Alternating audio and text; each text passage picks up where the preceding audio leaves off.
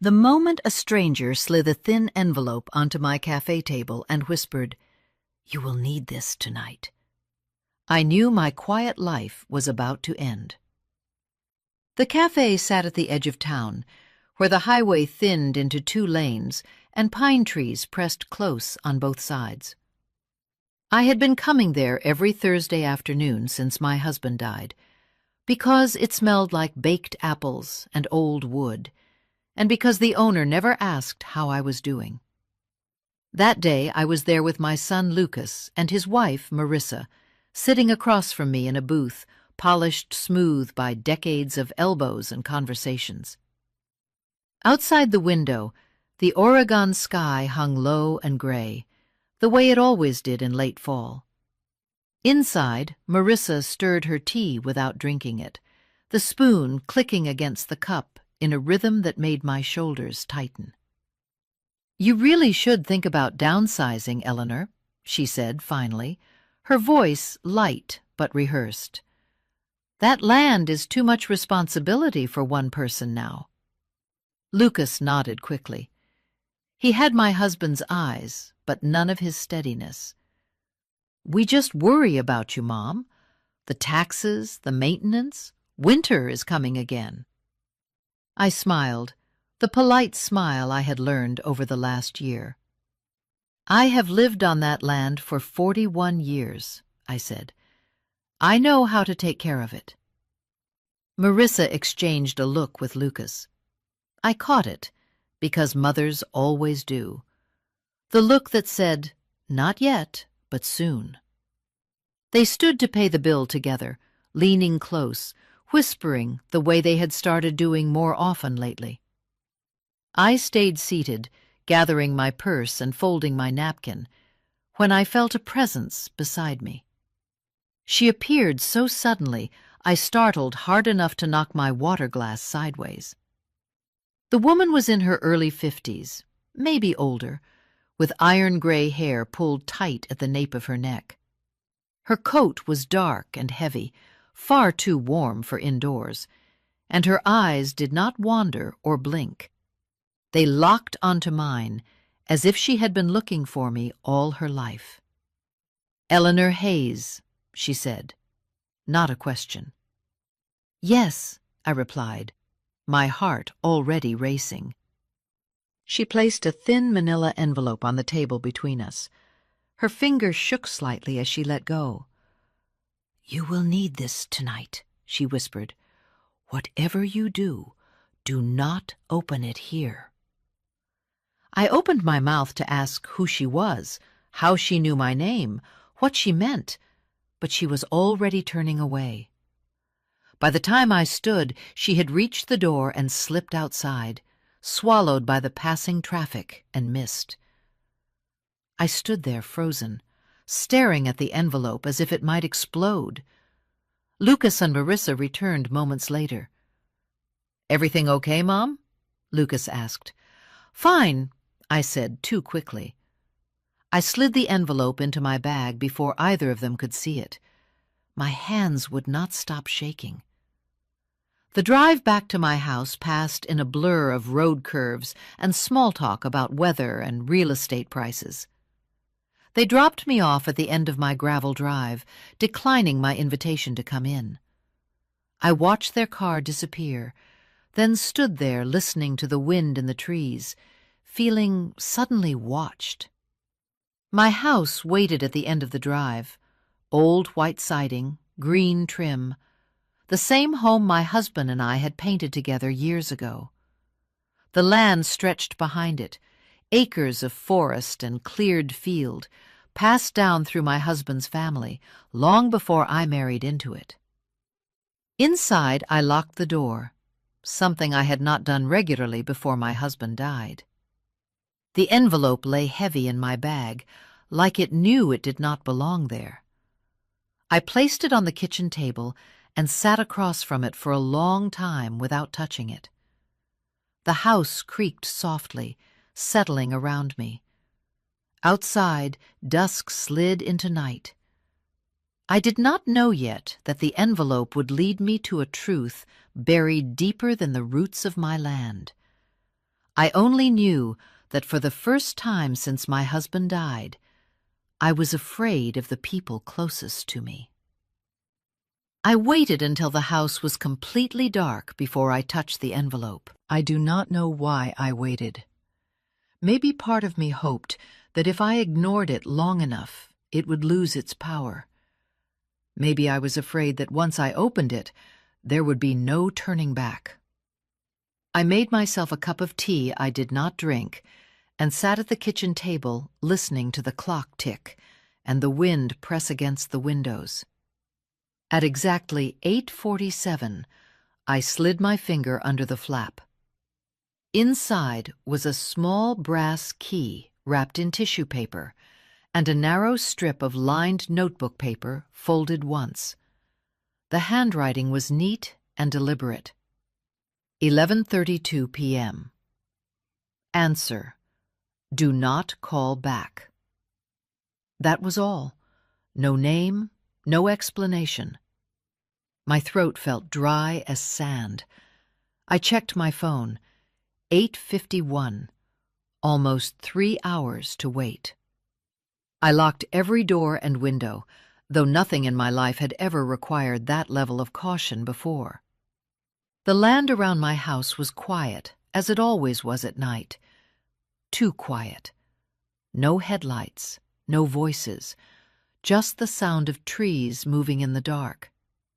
At 9:30, I tried to distract myself by folding laundry. At 10, I gave up and sat back at the table staring at the key. It was old, heavier than modern keys, with a worn head smoothed by years of use. I turned it over in my palm, trying to imagine what it might open. At 11, I turned off every light except the one above the sink. The yellow glow made the corners of the kitchen feel deeper and farther away. My phone lay on the table, face up, screen dark.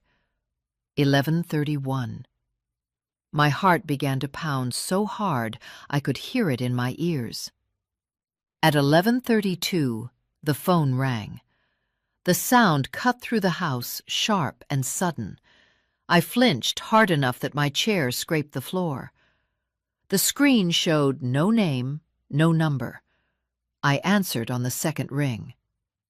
"Hello," I said, and my voice did not sound like my own. At first there was only breathing, slow, controlled, close to the microphone. Then a voice came through, low, distorted, as if filtered through something electronic, but unmistakably familiar. "Eleanor," the voice said. My knees went weak. I had heard that voice for over 40 years, in kitchens and fields and bedrooms and hospitals. I had heard it whisper apologies and laughter and promises. It was my husband. "No," my mind screamed. "Impossible! Do not trust Lucas," the voice continued. "Do not trust Marissa. And do not trust the local police." I pressed my hand to my mouth to keep from crying out. "You are not safe where you are. The land is the reason. They want it empty." "Who is this?" I whispered. My voice shook. "This is not funny." A pause, a breath. "I wish I could tell you everything," the voice said. "I wish I could explain, but if I do not keep it short, they will find me." My heart slammed against my ribs. My husband did not die the way they told you. What happened was not an accident, and if you let them push you out, they will erase what I left behind, erase what I whispered. At that moment, the line crackled violently. The voice cut out, then returned for one final sentence. "The truth is under your feet, Eleanor, and you have very little time." The call ended. I sat frozen, with the phone pressed to my ear long after the screen went dark. The house felt different now, charged and exposed, as if every wall had thinned. I checked the call log. Nothing. No record of the call, as if it had never happened. But my hands were shaking. My chest ached. I did not sleep that night. I sat at the kitchen table until dawn, watching the first light creep across the floor, knowing one thing with terrifying clarity. Whatever had killed my husband was still alive, and it was closer to me than I had ever imagined. Lucas came back the next morning. He did not call first. He never used to do that. When my husband was alive, Lucas always called ahead, out of habit or respect, or maybe fear of interrupting something important. Now he pulled into the driveway just after 8, as if the place already belonged to him. I was standing at the sink when I saw his car through the window. My first instinct was to hide the envelope and the key, but I stopped myself. If I acted afraid, he would sense it. Lucas had always been good at sensing weakness. He walked in carrying 2 coffees and a tight smile. "Morning, Mom," he said, placing 1 cup in front of me. "You look tired." "I did not sleep well," I said evenly. He sat down across from me, glancing around the kitchen like someone doing a quiet inspection. His eyes lingered on the door to my husband's old office a second too long. "We need to talk," he said. I waited. "Marissa and I have been discussing your situation," he continued. "The property, your finances, your health." I wrapped my hands around the coffee, but did not drink it. "My situation?" "Yes," he said gently. "You have been alone a long time now. This land is a burden. You do not need to prove anything anymore." There it was again, the same words, the same rehearsed concern. "I am not a burden to myself, Lucas," I said. He exhaled through his nose. "Mom, this is not about pride. It is about reality. The taxes alone are climbing. Insurance, repairs. If something happens out here, no one would even know for hours." Something like what I asked. He hesitated just long enough for the silence to feel heavy. "An accident," he said finally. "A fall. A medical episode." The word accident made my stomach tighten. Marissa arrived an hour later unannounced. She did not sit down. She remained standing near the doorway, scrolling through her phone like she was already late for something. "I took the liberty of reviewing your accounts," she said, looking up at last, "just to understand where things stand." "You had no right," I said. She smiled politely. "As Lucas' next of kin, he has an obligation to know." I looked at my son. He did not meet my eyes. "According to what we found," Marissa continued, "you cannot sustain this lifestyle much longer. You are dipping into savings at an alarming rate." "I am fine," I said. "Are you?" she asked softly. "Because, to me, it looks like grief is clouding your judgment." Lucas leaned forward. "Mom, maybe we should talk about guardianship. Just temporarily, until things stabilize." The room went very still. "Guardianship," I repeated. "It is just a legal safeguard," Marissa said quickly. "To protect you, to make sure decisions are made in your best interest." My heart began to pound. The voice from the night before echoed in my mind. "Do not trust them." "You want control," I said quietly, "not protection." Marissa sighed, as if disappointed. "Eleanor, please, this does not have to be difficult. If you agree to sell the property and move closer to town, all of this goes away." And if I do not? Lucas looked away. Marissa answered, Then we will have to move forward without your consent. A chill ran through me. She stepped closer, lowering her voice. Farms are dangerous places, Eleanor. People your age get hurt all the time. It would be tragic if something happened before this was resolved. I stood up so fast, my chair tipped backward. Get out, I said. Lucas looked shocked. Mom, calm down. Get out of my house now. They left together, Marissa already dialing her phone, Lucas glancing back once with an expression I did not recognize. Not concern, calculation. I locked the door after them, my hands shaking. For the first time since my husband died, I understood something clearly. They were not worried about me.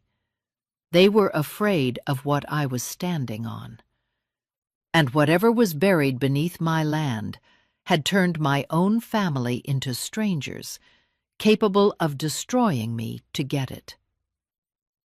After Lucas and Marissa left, I did not cry. I cleaned. I washed the coffee cups they had touched. I wiped the table. I swept the floor as if order could protect me from what was unraveling. When there was nothing left to clean, I stood in the middle of the kitchen and realized the truth had settled into my bones. My husband had not been wrong. I went to his office and closed the door behind me. The room still smelled faintly of cedar and machine oil. His desk sat exactly where he had left it the last time he walked out of this house. I had avoided this room for months because grief lived here. Now I understood that something else did, too. I opened the filing cabinet. At first, everything looked ordinary. Property tax statements, old insurance policies, equipment manuals. I forced myself to slow down, to look closer, the way my husband always did. That was when I noticed the dates. Several documents had been moved recently before his death.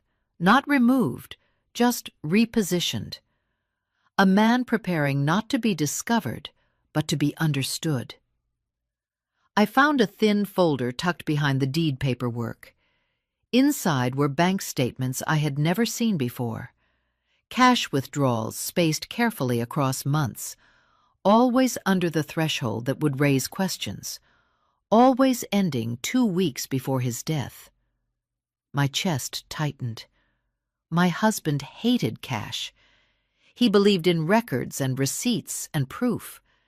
If he was withdrawing money like this, it was because he did not want a trail. I sat down and closed my eyes, forcing myself to remember. The last year of his life he had changed. Not in ways I could explain at the time. He woke at night, took long walks alone, started locking the barn when he never had before. Once I had asked him what was wrong, and he smiled and said, "I worry too much." I kept digging. At the bottom of the drawer, I found a folded sheet of yellow paper. My name written across the top in his handwriting. Eleanor. If you are reading this, I could not stop it the way I hoped. Do not ask questions where ears listen. The truth is buried, and silence was the only thing that kept you alive.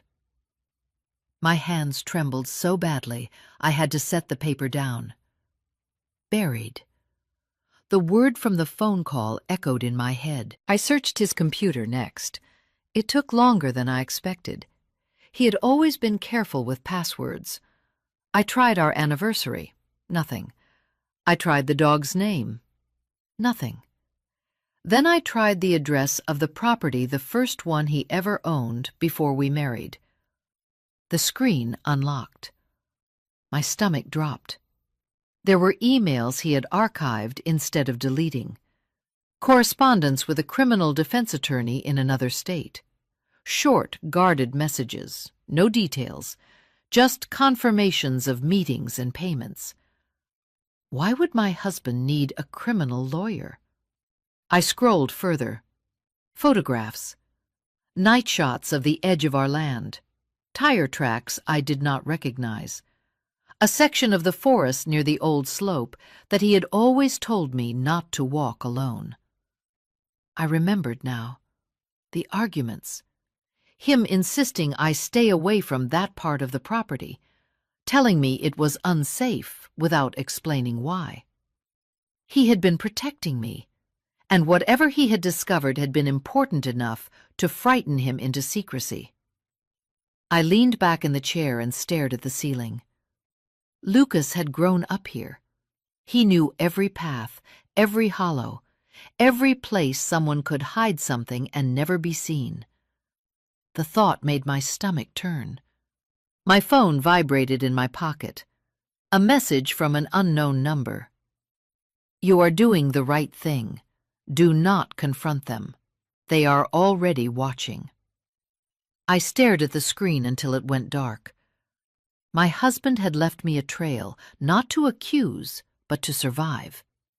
And for the first time, I understood that the man I loved had walked into danger alone, so that I would not have to. Now that danger was mine, and the land beneath my feet was no longer just home. It was evidence. I did not go outside for the rest of that day. I watched the land through the windows instead. The tree line, the slope behind the north field, the stretch of ground my husband had always told me to avoid after dusk. For years I had thought it was concern for my safety. Now I knew it was something else entirely. By late afternoon, a truck I did not recognize rolled slowly past the end of my driveway.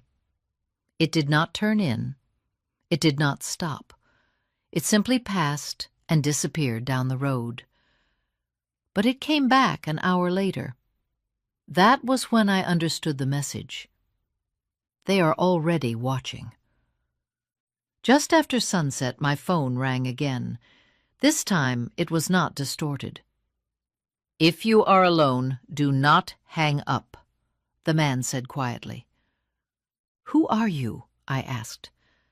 Someone your husband trusted when he ran out of options. My name is Grant Mercer. I cannot stay long. I stood frozen in the middle of the living room. He told me if anything happened to him, I should watch you until you were ready to see the truth. He also told me your son would not wait forever. I closed my eyes. Tell me. There is a service tunnel under your property, Grant said, older than the house. It was built decades ago and later expanded. It connects to natural rock chambers that were never mapped. Most people would never find it. My heart hammered. Lucas found it years ago. He realized it could hide things no one would look for, things that could move quietly and disappear just as fast. What things? I whispered. Illegal shipments, storage, transfers. The land made it perfect. Isolated, private, protected by family loyalty. I slid down into a chair. Your husband discovered signs of activity about 2 years ago. Vehicles where they should not be, fresh tracks after rain, equipment being moved at night. He followed the trail until it led underground. I remembered the nights he came in late, covered in dirt, claiming he had been fixing a drainage issue. I remembered the fear in his eyes when headlights appeared near the trees. He documented everything, Grant continued. Photos, times, names. He tried to stop it quietly. He confronted Lucas. My breath caught. Lucas promised to end it, to walk away. But once you are inside something like that, there is no walking away. My hands curled into fists. Your husband refused to be silent. That is when they decided he was a problem. The words landed like stones. He did not drown, Grant said. His car was forced off the road. I was following at a distance. I could not get there in time. I felt something inside me crack. Not loudly, quietly, the way stone breaks under pressure. "Why are you telling me now?" I asked. "Because they are moving faster. They want the land sold. Once it changes hands, the tunnels disappear under permits and construction. Evidence buried forever." I thought of Lucas in my kitchen talking about accidents, Marissa mentioning guardianship. The timing was no coincidence. "What do they want from me?" I asked. "They want you gone, either compliant or removed. Your husband bought time by dying. You bought more time by not selling yet, but they are running out of patience." The call ended abruptly. I sat there long after the line went dead. The house felt smaller now, the walls thinner, the floor beneath my feet no longer solid. I walked to the back window and stared at the land stretching into darkness. 41 years I had walked that property, believing it held memories and roots and safety. Now I knew it held something else, something poisonous. And the most terrifying truth of all settled into my chest. The danger was not hidden in the ground. It was the fact that my own son had chosen it over his family. And he would not stop unless someone forced him to.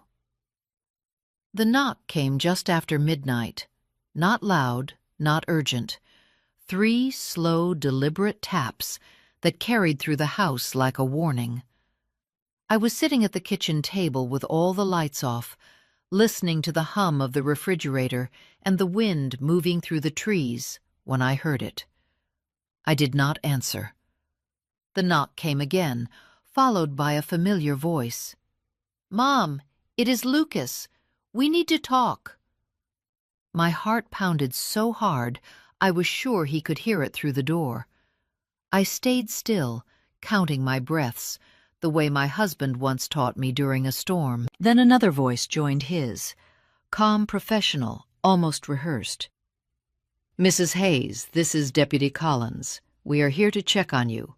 The police." "Do not trust them," the voice had warned me. I stood slowly and moved to the window beside the door, careful not to cast a shadow. 2 cars sat in my driveway, Lucas's and a patrol vehicle. Marissa stood near the porch rail, arms folded, her posture rigid and impatient.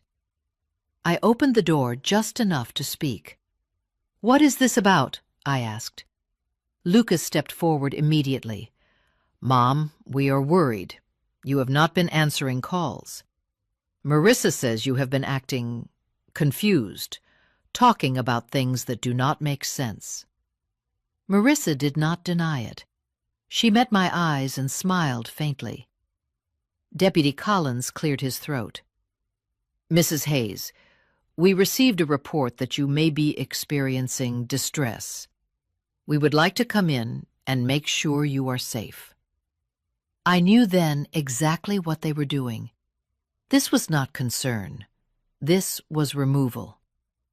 "I am fine," I said. "You can leave." Marissa's voice sharpened. "Eleanor, please do not make this harder. You are alone out here. You have been through trauma. Sometimes people do not realize when they need help." Lucas reached for the door. I slammed it shut and locked it. The shouting began immediately. Lucas pounding, Marissa yelling that I was being irrational, the deputy threatening to force entry if I did not cooperate. My hands shook, but my mind was suddenly clear. I ran. I grabbed my coat and the flashlight my husband kept by the back door, and slipped out through the mudroom, stepping into the freezing night. The air burned my lungs as I crossed the yard, keeping low, moving fast toward the trees. Behind me, the front door burst open. "Mom, stop!" Lucas shouted. Flashlights cut through the dark, slicing the woods into fragments of light and shadow. I ran harder than I thought my body still could, branches whipping my face, roots catching my feet. I knew this land. I had walked it for decades. They knew it too, but fear made them careless. I reached the clearing near the old slope and dropped to my knees beside the place my husband had once joked was good for hiding treasure. The ground was cold and hard. I dug with my hands, nails breaking, skin tearing, until my fingers struck something solid. A container. Plastic, sealed, heavy. Footsteps crashed through the brush behind me.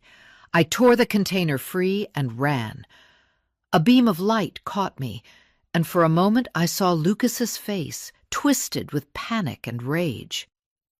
"Give it to me, Mom," he screamed. "You do not understand what you are doing." I understood everything. I ran deeper into the woods, lungs screaming, heart hammering, until I saw headlights on the old service road beyond the tree line. A car idled, engine running. The passenger door opened. "Get in!" a woman called. I did not hesitate. The car surged forward as I slammed the door, clutching the container to my chest. In the rear window, I saw Lucas stumble to a stop, flashlight falling from his hand. The woman driving did not look at me. "They crossed a line tonight," she said quietly. "There is no going back now." I stared at the dark trees rushing past, knowing with absolute certainty that whatever was inside the container was powerful enough to destroy my family, and powerful enough to save my life. The night swallowed the farm behind us, and with it the last illusion that this could ever be resolved peacefully. We did not stop driving until the road narrowed and the trees gave way to empty fields. The woman finally spoke again, once we were far enough away that my hands stopped shaking. "My name is Claire Donovan," she said. "I worked with your husband the last year of his life. Not officially, off the record." I held the container tighter. "What is inside this?" "Everything they cannot afford to lose." She pulled into the lot of a closed roadside motel and cut the engine. The silence rang in my ears. "Open it," she said. "You deserve to know." My fingers trembled as I twisted the seal. Inside were flash drives sealed in plastic, a small notebook wrapped in oilcloth, and a folded letter with my name written in my husband's careful handwriting. I opened the letter first. "My dearest Eleanor, if you are holding this, then I failed to stop them. I am so sorry. I left you with this burden, but you were always stronger than you believed." The words blurred as tears filled my eyes. Claire gave me a moment, then spoke quietly. "He documented everything. The tunnel access, the transfers, the payments, and proof that Lucas and Marissa coordinated it all." I felt sick. "He tried to protect you," she continued. "He knew, once you knew, you would never back down." I wiped my face. "What happens now?" "Now we set the trap." The plan formed quickly because there was no time for hesitation. Lucas and Marissa would come for the container. They had crossed too many lines to stop now. They would want control back. Silence restored. We would give them the chance. By morning, a message was sent from my phone. I will return what I took. Meet at the house tonight. Come alone. I knew they would not come alone, but they would come. That evening I stood in my kitchen again, the same place where everything had begun. The house was dark except for one overhead light. The containers sat on the table, visible and tempting. My heart pounded, but my voice was steady when the knock came. Lucas entering first. His face was pale, eyes darting. Marissa followed close behind, her expression unreadable. And behind them, the deputy stepped in quietly, shoving the door. "You have no idea what you have done," Marissa said coldly. I looked at my son. "You killed your father." Lucas shook his head violently. "I did not mean to. It was supposed to scare him, just enough to make him stop." Marissa's eyes flashed. He was a liability. That was all Claire needed. The lights snapped on, voices shouted, doors burst open. Federal agents flooded the room, weapons drawn. Everyone on the ground, hands where we can see them. The deputy froze. Marissa screamed. Lucas collapsed to his knees. I stood perfectly still as they were restrained cuffs, clicking wrists forced behind backs. Lucas looked up at me, tears streaking his face. "Mom, please." I felt something inside me harden, not into hatred, but into clarity. "You chose this," I said quietly, "not me, not your father." As they led him away, he did not fight. He only looked back once, like a child who had finally realized there would be consequences. When the house was empty again, I sat down heavily. Claire stood beside me. "He left you one last protection." She handed me a document pulled from the container. A trust established in my name months before his death. Funds set aside, legal safeguards triggered if the land was threatened. "He thought of everything," I whispered. "He trusted you to finish it," she said. Outside, sirens faded into the distance. The nightmare was not over yet, but the truth was no longer buried. And for the first time since my husband died, I felt something like justice beginning to breathe. The house felt hollow after they were gone, not quiet in the peaceful way, but emptied, like something vital had been torn out of it. I sat alone at the kitchen table long after the agents left, staring at the place where my son had stood in handcuffs, unable to reconcile the memory of the boy I raised with the man who had chosen profit over blood. Dawn arrived slowly, pale light spilling across the floorboards. I realized I had survived the night. That felt like an achievement I did not know how to name. The weeks that followed moved with a strange intensity. Statements, lawyers, investigators walking my land with maps and equipment. The tunnels were sealed and documented. What had poisoned the ground beneath my home was finally exposed to the air. Lucas was charged. Marissa received a longer list of charges than either of them expected. The deputy resigned before the indictment reached his desk. I did not attend the first hearing. I was not ready to see my son behind glass. Instead, I walked the land. I walked the fields at sunrise. I stood at the edge of the forest, listening to birds return to places that had once felt watched. I dug my hands into the soil of the garden and let the earth remind me that not everything buried is meant to stay hidden. One afternoon a letter arrived from my husband's attorney. Inside was confirmation of the trust my husband had established quietly months before his death. enough to maintain the property, enough to protect me from being forced out, enough to choose my future without fear. He had known. He had prepared for this outcome even when it meant accepting his own. I cried then, not from pain, but from gratitude. In time, the farm changed. I leased part of the land to a young couple committed to sustainable work. I closed off the areas that carried too much memory. I learned which paths I could walk again, and which I needed to leave behind.